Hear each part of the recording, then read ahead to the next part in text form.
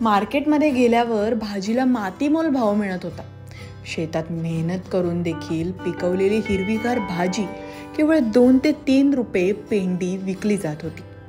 भाजी पिकवण्यासाठी घातलेले पैसे देखील निघत नव्हते. आर्थिक नुकसानीला वैतागलेल्या सोलापूर जिल्ह्यातील मोहोळ तालुक्यातील वाघोली या गावातील सौरव कोळेकर या शेतकऱ्याने लढवलेली शक्कल तुम्हीच पहा. भाजी केली शेतामध्ये, ती मार्केट यार्डाला नेल्यावर तिथं काय योग्य भाव भेटला नाही.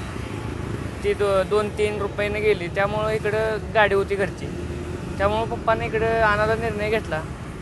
त्यामुळे इकडं विजापूर नाक्याला आणल्यावर चांगल्या म्हणजे भाजी जाते. रोज 2-3 गाड्या खपते त्या, आणि प्रत्येक पिंडी 10 रुपयाने जाते. मातीमोल किमतीत विकल्या जाणाऱ्या सौरवने पिकवलेल्या या भाजीला आता किमान 10 रुपये भाव मिळू लागलाय. बाजारातील व्यापाऱ्यापेक्षा शेतकऱ्यांकडून स्वस्तात आणि ताजी भाजी मिळत असल्यामुळे ग्राहक देखील भाजी खरेदी करण्यासाठी मोठी गर्दी करतात.